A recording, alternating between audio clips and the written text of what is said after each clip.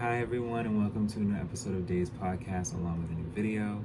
So I again want to say thank you for subscribing, thank you for liking and watching and viewing along with listening. I truly appreciate it. We will be doing more videos on Patreon along with Spotify, being able to have those exclusive episodes out very soon. I wanted to be sure to talk more on artists, as I said, and more releases from such artists.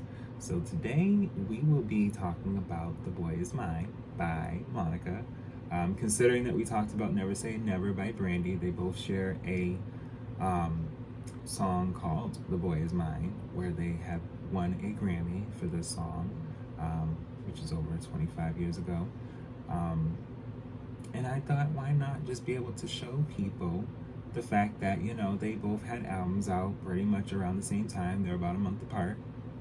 Okay, so why not talk about it? So yes, The Boy Is Mine is the second studio album by Monica. It was released by Arista Records on July 14th, 1998 in the United States. The album deviated from the formula of her debut, Miss Thing, in 1995. So it's been about 3 years. And we're talking July 14th, 1998. So, of course, Aaliyah already has One in a Million. Everyone's like, what is she doing now? And she literally just released Are You That Somebody? So they're, like, oh my God. We got The Boy Is Mine. Like, the single is out. Everyone is hearing it on the radio. It is going off. And, by 98, we're having Maya emerge. We're having a Tamia emerge. Okay, we already had Mary come out with Share My World. Okay, and I believe Whitney was coming out this year as well. Okay, and of course, Janet and Mariah were touring and promoting their albums from the previous year. I'm just giving you guys an insight on just time and where this album was placed. And I do this with most, if not almost all artists, because I just want people to understand, like, I lived through this. Like, I know what was going on, as opposed to how young I was, but just kind of picturing it and, like, diving back and being like, okay, I see where the radio and all this, it makes perfect sense. And I'm just wanting to resonate with you all on that. What else was coming out in that? Oh, well, hip hop was on its very way of just emerging very much more, because not only did we lose Tupac a few years prior, we also lost Biggie the year prior. And then, you have a DMX emerging in this time, right? In this time, Rough Riders, like, going off. And people are like, wait a minute.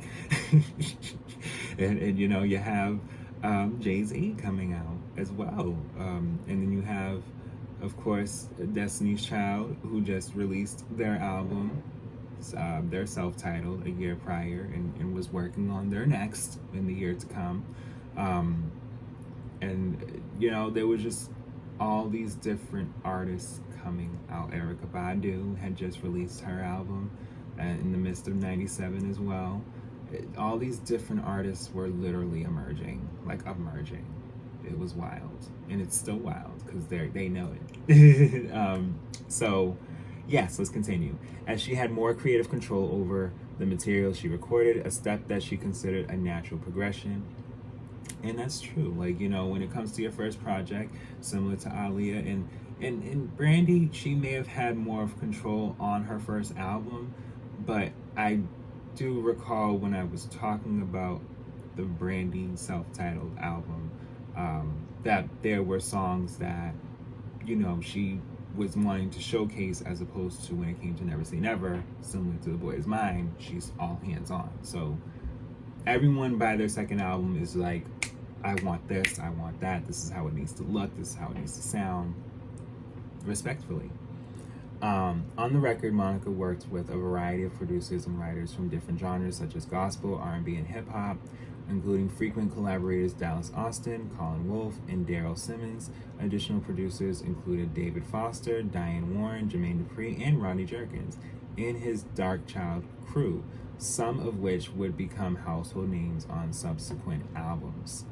So, again, like I said in previous videos, there are producers and writers that, you know, this artist, well, I'm working with this artist on this thing, and you know, it fuels artists as a whole when they have a slight inkling of the producer and writer that I'm working with is working with someone else.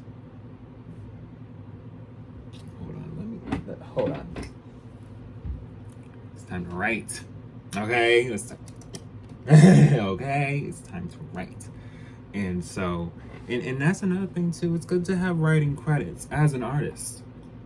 And I feel like, you know, whenever you do write something, you definitely want to make sure you know that it's for you and for the people that you want to share it with. But yes, upon release, The Boy Is Mine received generally positive reviews from contemporary music critics who appreciated the album's production, quality, and praised Monica's overall vocal performance. The album debuted at number 8 on the Billboard 200 and at number 2 on the top R&B albums in August 1998. It was eventually certified triple platinum, denoting shipments of over 3 million copies throughout the country, with estimated sales of 2 million copies in the US as of November 2014. Her biggest international seller to date. It became a moderate success outside the US, peaking within the top 20 in France, Japan, the Netherlands, New Zealand, and Switzerland. 5 commercial singles were released from the album. Lead single The Boy Is Mine, a duet with singer Brandy, became the best-selling song of the year in the United States, spending 13 weeks on the top of the US Billboard Hot 100, while peaking at number 1 in Canada, the Netherlands, and New Zealand. The First Night and Angel of Mine, released as the album's second and third single respectively, also became chart toppers on Billboard Hot 100.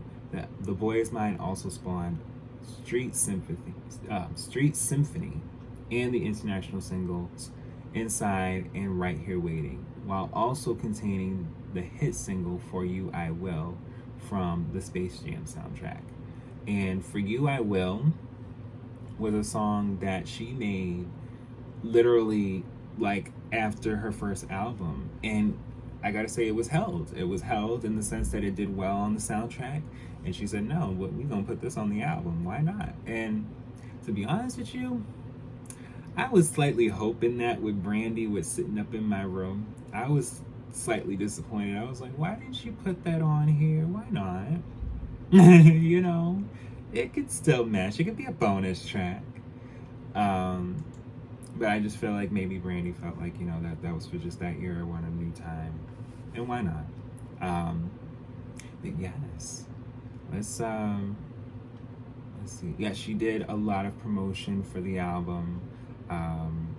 You know, going to award shows and just, you know, the late 90s was a time where people were like, even when I recently talked about the Spice Girls, where, you know, this is July 14th, 1998, we're realizing the group is disbanded by one member. And so it's just, like I said, so much going on. So you say to yourself, you know, promotion at that time, like being seen in the late 90s was like a thing. Like if you're seen and you're wearing the nice clothes and you're out and how you're pleasant to be seen and be with, you know, that was a kudos, because that raised the sense that you're active to put out more and tour and maybe even do a movie, and, you know, why not? But yes, let's get into the track list. But before we do that, yeah, garnered generally mixed to positive reviews from contemporary music critics, many of whom liked the album's ballads and classic sounds, praising Monica for her vocal performance. Okay. Yes. So the track list is track 1, Street Symphony. Track 2, The Boy Is Mine, duet with Brandy. So with Brandy, she had The Boy Is Mine as track 3. But with Monica considering the first track being long, she said, you know what? Why not just have him just hear it right then and there? And why not? Track 3, Ring the Bell. Track 4, The First Night. Now, The First Night, na, na, na, na. Look, I know my music. Okay. Track 5, Misty Blue. Track 6, Angel of Mine. When I first, oh, it takes me back. Track 7, gonna be fine with Outkast. Okay, so she worked with Outkast back in the day. And track 8, Inside. And listen, I know my songs. Track 9, Taken Back. Now that's underrated. Y'all slept on that song. Should I take him back after what he did? Hurt me in ways that I can't forget. To replace how I feel, or I'll just go. Listen, oh my God, I'm a fan. I'm a fan of music. As I said, I'm a fan of music. Right Here Waiting, featuring 112. Richard Marx said, listen, why not? Because, they can listen to either version. Track 11, Cross the Room. Track 12, Keep It to Myself. And then track 13, For You I Will, which I think was a great ending for the album, because it just lets people know, like, no, if we was to reverse it, it would be For You I Will, and then we're just going to, whatever else we're putting together for this cohesive album, and then the Japanese bonus tracks were remixes for The First Night. But besides that, like, this is a great album. This is a good album. I do recommend listening to it, stream, buy. I know vinyls are becoming more of a thing, and I will be saying more of that in future videos where, buy vinyls. Get a vinyl player. Why not? Collect them, hang them up, have them on a desk, a shelf. But yes, that's the end of our video and episode. I hope you guys enjoyed it. I truly appreciate you guys watching and viewing and listening, and I will be back with more.